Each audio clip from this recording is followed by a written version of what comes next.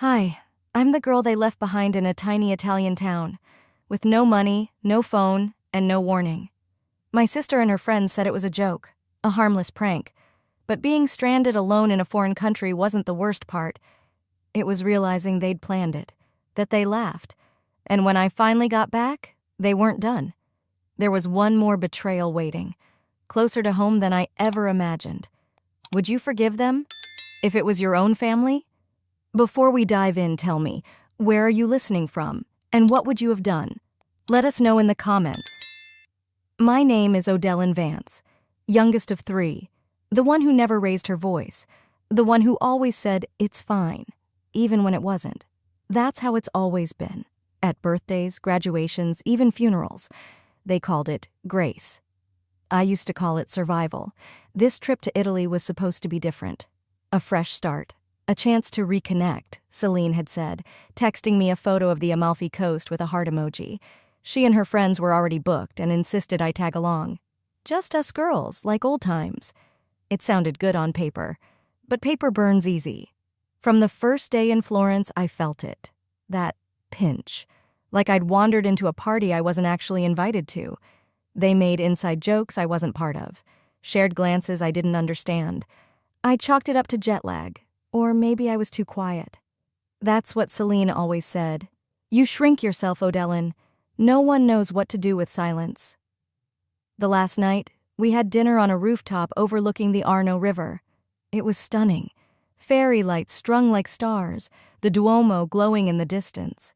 The waiter poured Prosecco while the group laughed loud enough for strangers to look over.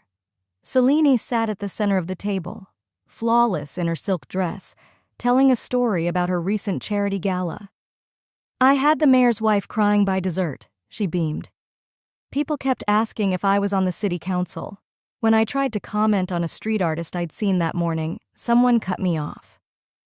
You actually went out that early? Another chimed in. Must be nice not to have real deadlines. I smiled. Not because it was funny, but because it was safer. I didn't want to ruin the night. I never did. So instead, I quietly handed the waiter some euros for the tip. Celine always made a fuss about who paid what. I thought if I just eased things, maybe the tension would pass. But tension doesn't pass. It builds. It was past 10 when one of Celine's friends, I think her name was Dana, squinted at me and slurred, "So, like, you still work at that nonprofit thing? Helping homeless dogs or whatever?" I corrected her gently.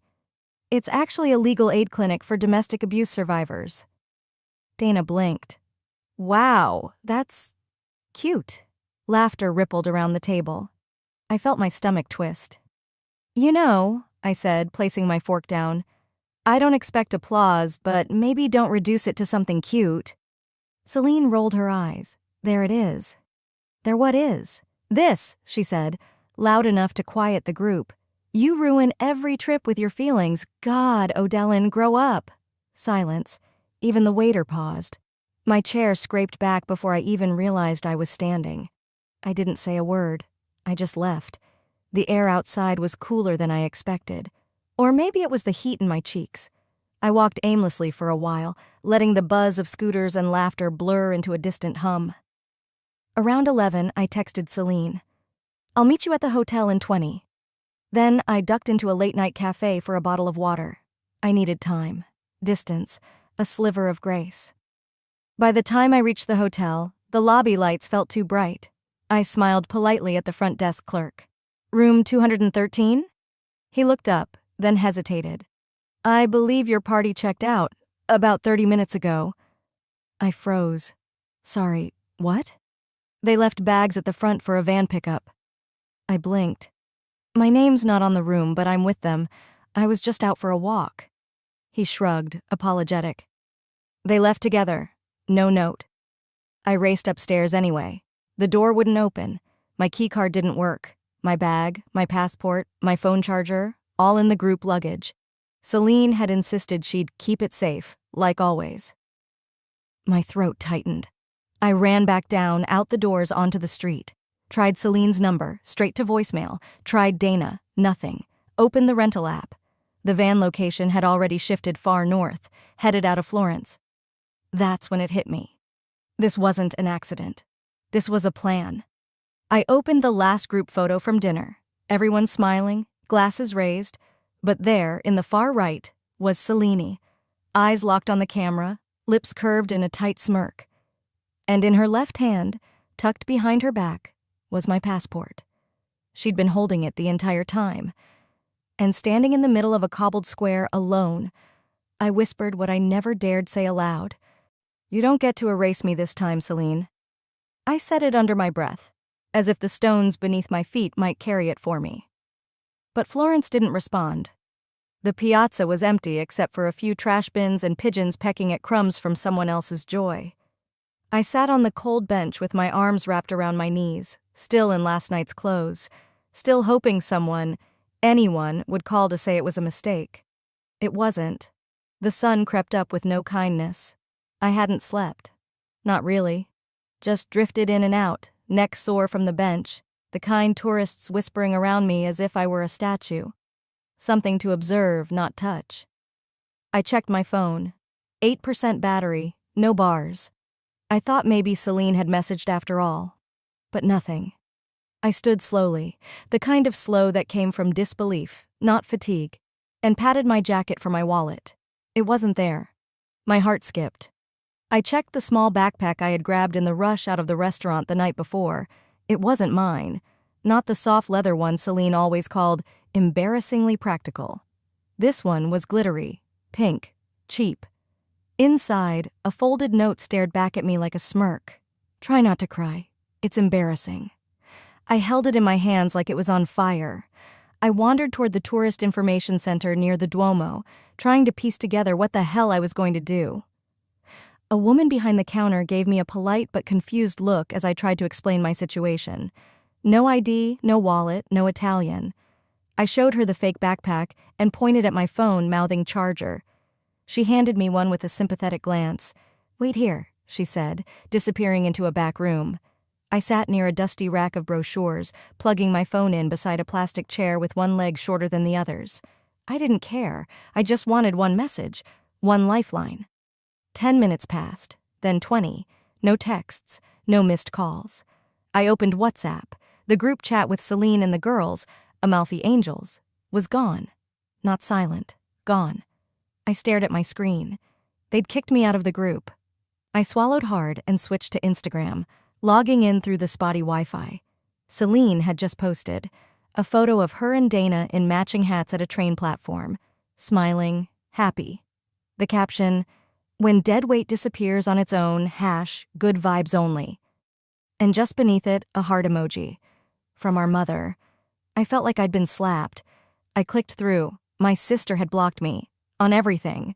No trace of me on her feed, her stories, even our old shared photos gone. Like I never existed. And Mom? Mom had liked the post. No text from her. No, "Are you okay?" Not even a question mark. I sat there, thumb hovering over the screen, but there was no one left to call. I wasn't surprised, not really. Just confirmed. It reminded me of last year, when Selene asked the family for help launching her boutique candle line. I offered to co-sign the loan, quietly, privately, even though she hadn't asked. She laughed in my face. "I'd rather tank my credit than tie it to you," she said. "You bring nothing but drama." I'd forgotten that for a while, let the idea of sisterhood fool me. Thought maybe this trip was her way of making amends. It wasn't. I left the tourist center with the charger still in my hand and no direction in my mind. I wandered toward a row of cypress trees by the bus stop and sat in their shade, thinking, trying not to spiral. But the thought kept looping. They planned this. This wasn't a mistake. This was entertainment to them. I kept imagining them in the van, laughing, playing a guessing game of how long it'd take me to realize I'd been ditched. I could hear Celine's voice in my head, clear as crystal. "She's always so serious. Maybe now she'll lighten up." There are moments in life when your options split in two so cleanly it feels like a movie script. Sitting under those trees with borrowed Wi-Fi and a broken heart, I saw them. Option 1, call the embassy. Wait 6 hours. Get processed, pitied, maybe get home in 3 days. Option 2, find a way to Rome. Today. Catch them before their flight. No yelling, no begging, just show up. It would take more than anger. It would take resolve. And something I hadn't leaned on in years, the belief that I mattered enough to confront someone. I closed my eyes. If I let this slide, I whispered, it'll never stop. And with 1 borrowed charger and 20 borrowed euros, I began walking toward the train station. The walk to the train station wasn't long, but it felt like miles. The charger dangled from my wrist like a lifeline, and the 20 euros I'd been handed burned in my pocket. Not because of the money, but because someone believed I might still find a way forward. At the station, I stood in line behind a family with noisy toddlers and a honeymoon couple arguing over seats. My mind drifted to Celine. Was she already checking into a new hotel in Rome, laughing about how the deadweight took the hint? A middle-aged man with kind eyes and a thick accent helped me buy the cheapest ticket to Rome, 2nd class, no reserved seat. I thanked him in broken Italian and boarded with a breath so shaky I had to sit down immediately. The train rocked gently, winding its way through the countryside. A young waitress sitting across the aisle noticed my tear-streaked face and passed me a napkin without a word. I looked at her, really looked, and saw something familiar in her eyes. "Bad day?" she asked in soft English. I nodded. "Family?" she guessed. I laughed bitterly. "Yeah." She told me about her brother who hadn't spoken to her since she left the family restaurant to become a flight attendant, how her mom called her selfish, how her sister said, "You think you're better than us." She wiped her hands on her apron and said, "Sometimes the people who raise you are the ones who resent you the most." Her words landed like stone in my stomach. It was strange how hearing someone else's pain made my own feel less lonely. When the train pulled into the Rome station, the platform was buzzing. I thanked her for the napkin and the kindness, and she smiled, motioning toward the front of the train. "I work part-time at a hotel near here. You going anywhere special?" I swallowed. "Just trying to find my family." She hesitated for a beat, then nodded slowly. "If you need anything, come to the Renaya Hotel. I'll be there for the next shift." Rome smelled like gasoline and old coins. The city was alive, golden light casting long shadows through narrow streets. I walked with purpose. The hotel wasn't far, a sleek glass and marble building that looked like it belonged to a different world. I stepped inside. The front desk staff, a young man with perfect posture, looked at me with polite suspicion. "Do you have a reservation?" "No, but my sister, Celine Vance, she's staying here, with a group." He clicked a few keys on his keyboard. "I'm sorry, we don't have anyone under that name." I leaned in, lowering my voice. "Please, I don't need a room. I need to talk to her. Could you call the room? Maybe Dana Corday or Rhea Maxwell." He blinked, clearly recognizing one of the names. Then he shook his head. "They're not accepting calls. Do you want to leave a message?" "No, I want to speak to them." His lips pressed into a polite but firm line. "I'm sorry, miss." I took a step back, chest tight. I was about to turn away when I spotted her, the waitress from the train. She was now in a dark blazer and name tag. Her eyes widened when she saw me. "Wait," she whispered, walking over quickly. "You're her sister?" I froze. "Yes." She reached into her pocket and pulled out a room key card. "She dropped this in the elevator last night. I was going to give it to the front desk, but I figured maybe you needed it more." My fingers trembled as I took the card. "Thank you." She nodded once, quietly stepping away.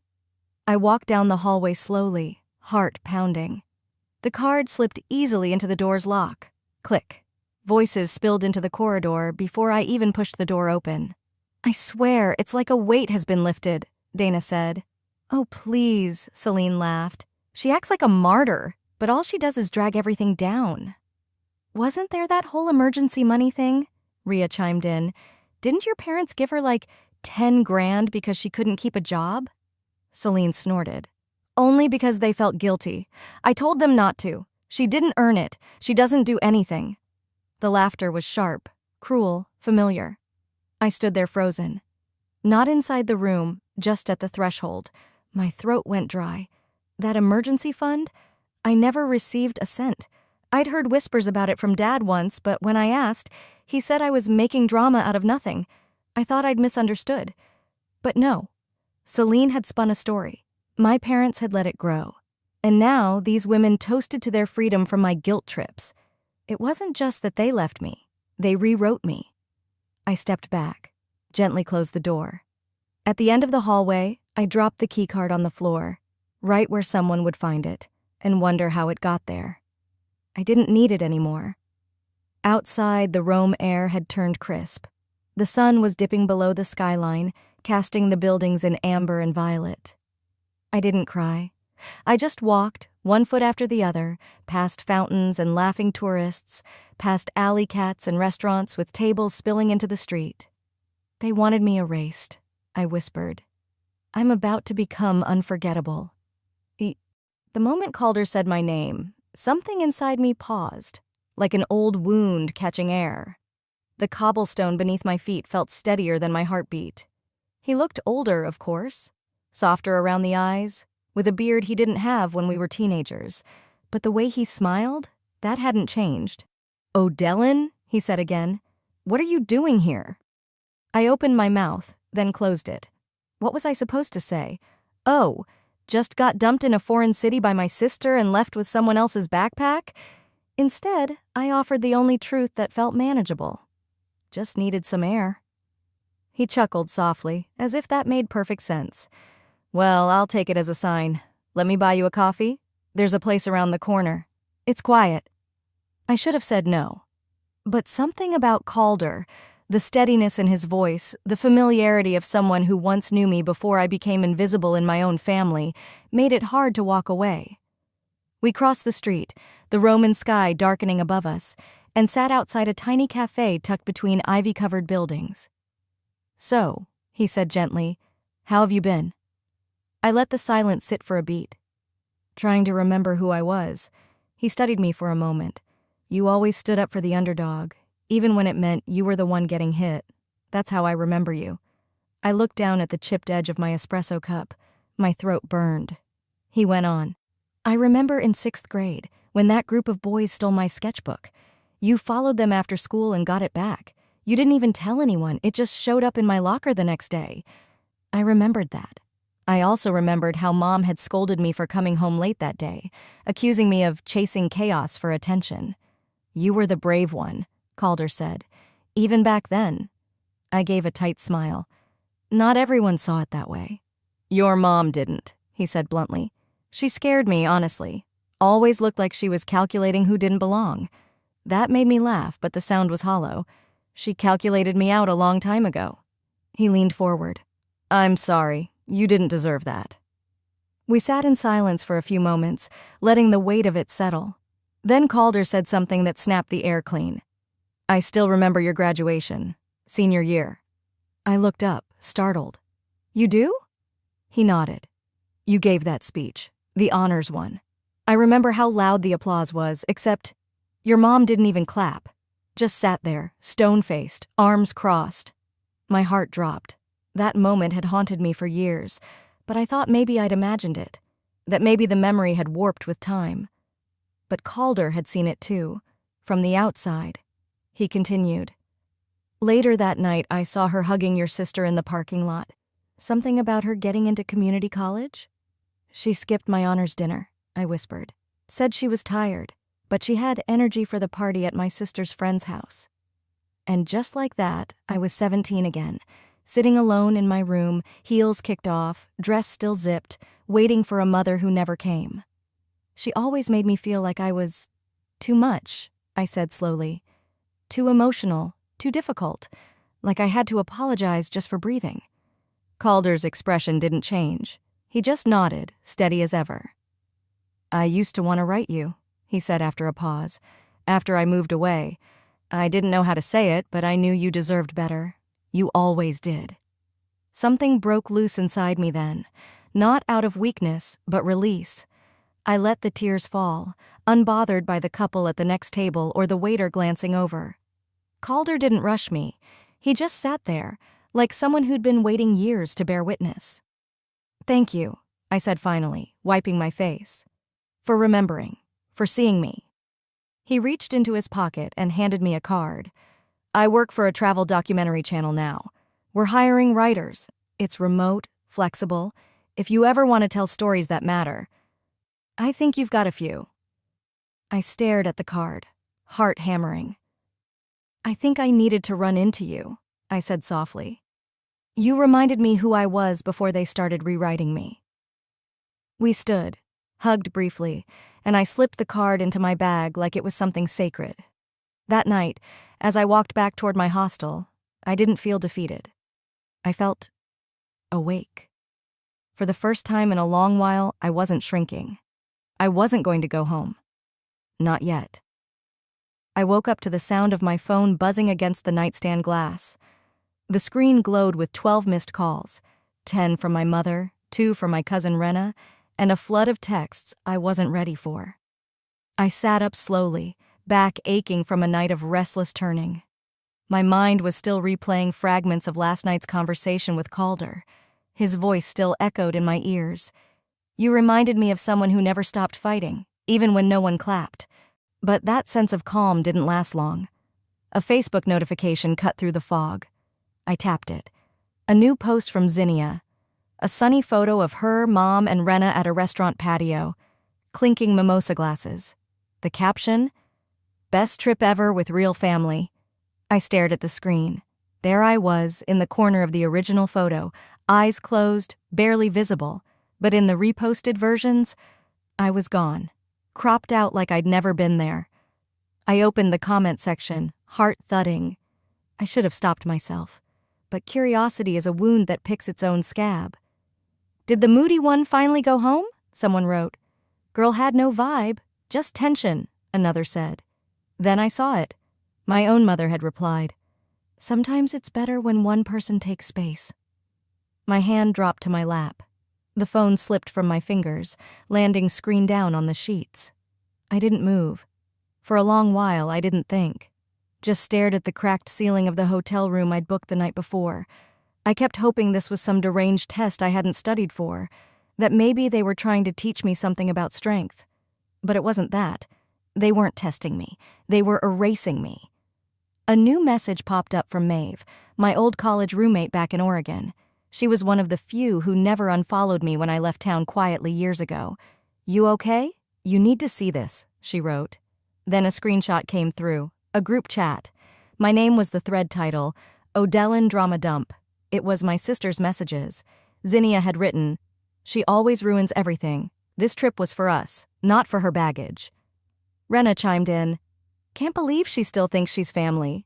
That's the saddest part." Even someone I didn't know had replied, "She plays the victim so well. Too bad it doesn't come with a return ticket." I could feel my chest constrict, not like heartbreak, but like being dragged underwater with no air. I opened my voicemail, already knowing I'd regret it. My mother's voice, calm and low, filled the silence. "Odellin, I hope you're not making this bigger than it is. You're making things difficult again. Please don't cause a scene. Just come home when you're ready to act like family." The word family scraped like gravel in my throat. She always said things like that. Act like family. It was code for don't embarrass us, code for stay quiet, swallow it, and don't make waves. But I wasn't a child anymore. I wasn't the girl who cried silently in her room while the family opened gifts downstairs. I wasn't the one who skipped prom because Zinnia said, "You just make it weird." I picked my phone back up, hands shaking. Not from fear, but clarity. I canceled my return flight. Then I opened my laptop. The words didn't take long to find me. They were already inside me, simmering for years. I wrote, "Family doesn't abandon you in a foreign country. They don't crop you out of memories, then toast to your absence. They don't call you dramatic while they stage their betrayal." I paused. My fingers hovered over the keyboard. They say I'm a burden, but I carried more than they'll ever know. I hit save, and for the first time in days, I didn't feel invisible. My finger hovered over the button for half a second longer than I meant. Then I pressed it. Post. I stared at the screen, not even breathing, half expecting the world to ignore it the way my family had ignored me for years. But within minutes, it was already gaining traction. 3 hours later, the post had over 2,000 likes. By hour 4, there were comments pouring in from people across the country. "This happened to me. Your sister sounds exactly like mine. My mother did the same. You're not alone." Someone even shared, "I know that brunch spot in Rome. They look so fake smiling without you." I refreshed the page and watched the numbers rise. It wasn't about going viral. It was about being heard. Just once. Then came the backlash. Zinnia's name popped into my inbox. Subject: take that down. "Odellin, what the hell is wrong with you? That post is a disgusting exaggeration. You're making us look awful to strangers. Take it down or you'll regret it." An hour later, my phone vibrated with a voicemail. "Mom, you always find a way to play victim, don't you? We took you on this trip to reconnect. And this is how you thank us? You're hurting our family name." I sat on the edge of the hotel bed, staring at my reflection in the black TV screen. She still called it a family, as if I was ever treated like part of it. I reopened the post, typed one more line underneath. If they didn't want the world to know, they shouldn't have done it. I walked to the tiny kitchenette in the corner of the room, poured myself lukewarm tap water, and tried to steady my breathing. The door was locked, the curtains drawn, but I still didn't feel safe.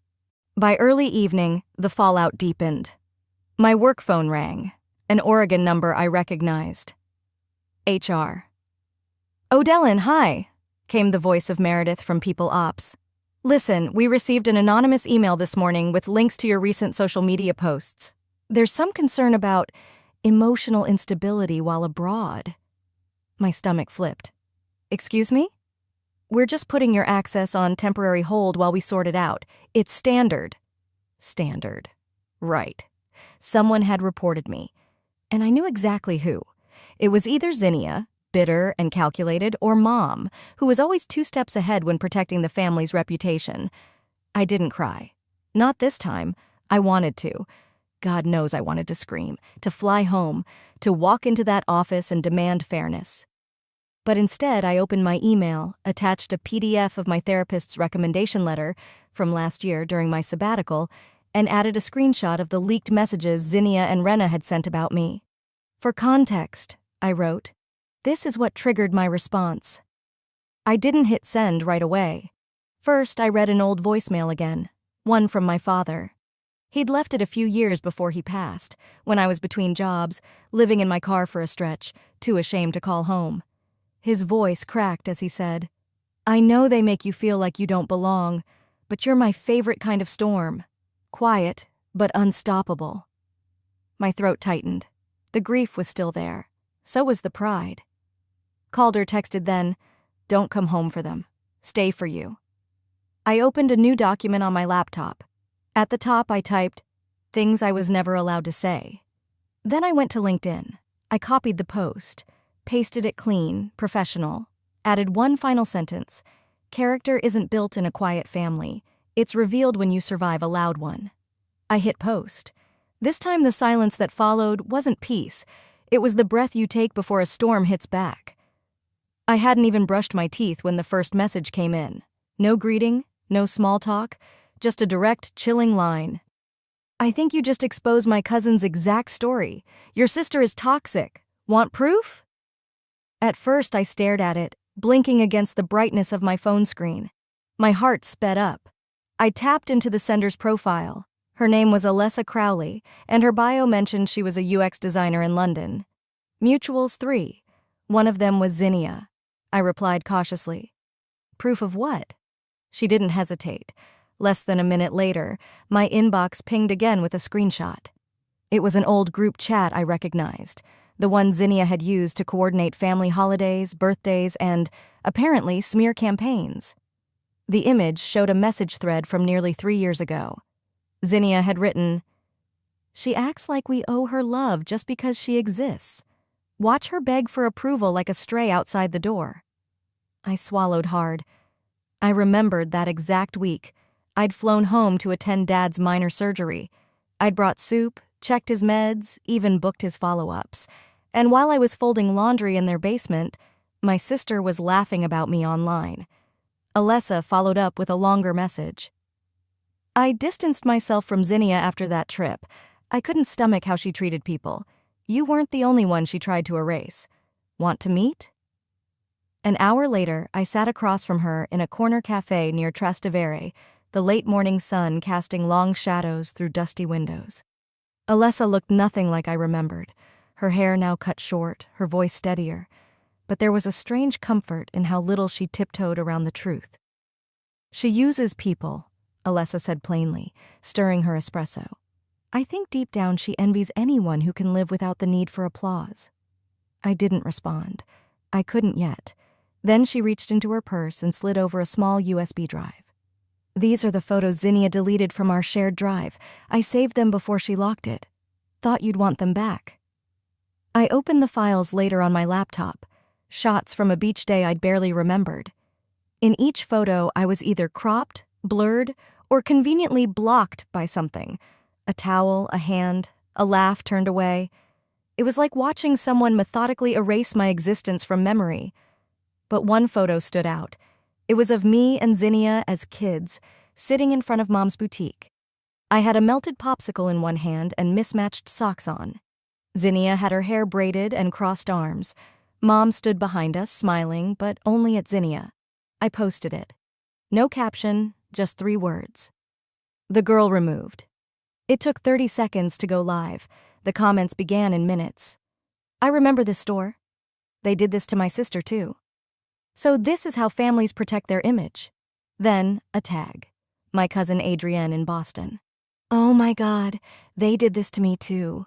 The family group chat spiraled from there. I was removed, then re-added by Uncle Ron. Then a message from my mother appeared, as polished and cold as her Sunday church smile. What are you trying to do to this family?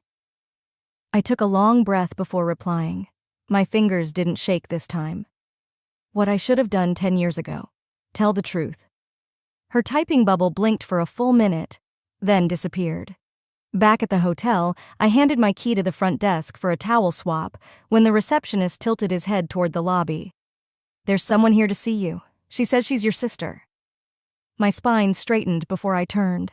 My palms stayed at my sides. I didn't ask which one. I already knew. Zinnia was standing near the marble planter, hands folded, lips pressed into that practiced neutral expression she wore at funerals and family court. She hadn't come to apologize. I could see it in the set of her jaw, the way her eyes scanned the room first, like she was making sure no one was recording.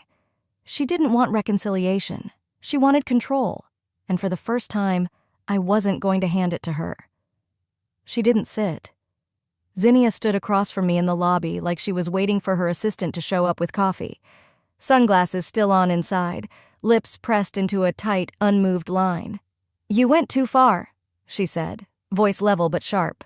No greeting, no sign of remorse, just the edge of control slipping beneath her words. I stayed seated, elbows on my knees, my hands clasped to stop them from shaking, not from fear but restraint. Too far? I echoed, raising an eyebrow. You stranded me in a foreign country with no phone, no money, and no way to get back. I'd say you passed too far a few time zones ago. She rolled her eyes like I was reciting a soap opera script. It was a misunderstanding, she shrugged. We thought you were going to meet up with your little friend from Portland. That's how she framed it, a misunderstanding. Like canceling my hotel room and leaving me off the itinerary was just a forgotten calendar invite. A few minutes later, I motioned for us to move outside. I needed fresh air and fewer witnesses. The hotel garden was quiet. Marble benches, hedges trimmed to perfection, little fountains pretending this wasn't about to turn into a war zone. Zinnia finally removed her sunglasses, but her eyes were no softer. Look, she began. If you take down the post, I'll fix things with Mom. Get her to stop. She'll listen to me. I laughed under my breath. You really think you're the gatekeeper to our mother? You edited me out of the family, and now you want me to believe you hold the keys back in? Zinnia took a step closer, voice lowering like she thought intimidation still worked. You keep playing this out publicly. I swear I'll make sure no one believes your little victim story. Not online, not at work, not anywhere. I didn't flinch. Instead, I pulled out my phone and tapped a saved number. She froze when the screen lit up. Attorney Lisa Merriman, probate and financial law. I hit the speaker icon. "Lisa, you're on," I said. "Would you mind repeating what you found for me?" The voice on the line was calm, professional. "Yes, O'Dellin, we traced the digital filing trail. It appears someone submitted power of attorney documents on behalf of your mother, with your name forged as witness and alternate signatory. That person, based on the IP address and login credentials, was Zinnia Vance." Zinnia's face drained of color like I'd turned off a light switch inside her. Her jaw locked. Her hands clutched her purse strap so tightly I thought it might snap. I didn't stop. "We're pursuing legal action. I'm recording this call for my records." I watched her closely. This was the first time in our lives she wasn't the one holding the cards, and she knew it. "O'Dellin," she said finally, voice trembling at the edges, "you wouldn't drag this through court." I stood then, slowly, deliberately. "Watch me." Her mouth parted in protest, but nothing came out. She turned, stormed off toward the back gate of the garden, heels clicking furiously, sunglasses shoved back on, head held high but shoulders slumped. She looked smaller than I remembered. Maybe it was the missing power she'd worn like perfume her whole life. Maybe it was the truth, finally loud enough to drown out her spin. That evening, back in my room, I sat on the edge of the bed and stared out at the lights of Rome. I should have felt exhausted, but I didn't. I felt light. Not because the storm had passed, but because I'd finally stopped trying to avoid it. My phone buzzed. "Delta, your flight to Portland is confirmed."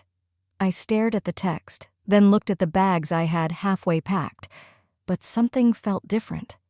I whispered into the quiet room.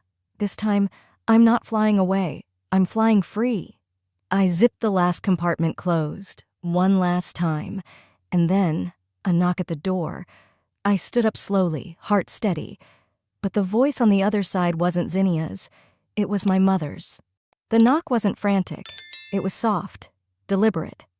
I opened the door slowly, still clutching the strap of my carry-on. My mother stood there. She didn't look like the woman who used to turn heads at charity galas or church events. Her hair was pinned too tightly, her blouse slightly wrinkled, and the shine in her eyes wasn't pride. It was something closer to weariness. "Can I come in?" she asked. Not a demand, not a performance, just a question, carried on the voice of someone who wasn't sure they'd be welcomed. I stepped aside. She walked in without speaking further, sat on the edge of the small sofa like a guest, unsure whether they were early or terribly late. I poured water into 2 glasses. It was too early for tea and too late for explanations, but we started anyway. We sat in silence for a while. The hum of traffic outside filled the air between us. Finally, she cleared her throat and looked at me. Not directly, but enough that I could tell she was working through something rehearsed and failing. "I knew what Zinnia did," she began. I didn't blink. "I didn't stop her because I asked her to look after you. I told her not to involve me in anything. I just didn't want to deal with it." Deal with it. That's what I'd become to her. A situation, a burden to delegate. She didn't look for my reaction. Maybe she knew better than to expect tears. "You were always the quiet one," she said, "the strong one. I thought you'd be fine." I sat still, my jaw clenched so tight I could hear my own breath against my teeth. It wasn't the words themselves, it was how easily they came out, like strength meant being discarded. "I was never fine," I said. "I just stopped showing you how much it hurt." She nodded once, slowly, like maybe, just maybe she'd heard that before, but never believed it until now. Her eyes drifted to my wrist, the bracelet, the twisted wire one I'd bought from a street artisan in Cortona. "Your father bought me one like that the first time we came to Italy," she murmured. "Said it looked like something strong that learned how to bend." I touched it unconsciously. I used to find comfort in those echoes, shared tastes, parallel moments. But now it didn't warm me. It just reminded me how long I'd mistaken proximity for closeness. She reached out, almost reflexively, like she wanted to touch it too, but pulled her hand back before she made contact. There were no tears, no shouting, just gravity between us. History that didn't need to be retold. I stood quietly, picked up my suitcase. "I'm not going to drag you through the mud," I said. "I won't turn this into some kind of public execution." Her shoulders sagged, just slightly. But then I added, "But I'm done playing the secret. I'm not going to pretend this didn't happen. I won't shrink for your comfort." She finally looked up. Her voice was low. "So, this is it?" I met her eyes. "No, this is me." The sun was still climbing when I stepped out of the hotel. The streets were already buzzing with the pace of a city that didn't care whether you were healed or hurting. I welcomed that indifference. The cab ride to the airport was quiet. I didn't check my phone. Whatever message came next, it could wait. At the terminal, I handed over my passport and boarding pass. The gate agent smiled at me with the kind of kindness only strangers can offer. "Final boarding, Miss Leclerc." I nodded. One bag, a bracelet. And finally, no more silence. Some people say blood is thicker than water, but sometimes water flows freer when blood has tried to drown you. So I walked away. Not bitter, not broken, just done. Tell me, what would you have done if your family left you behind and called it a joke?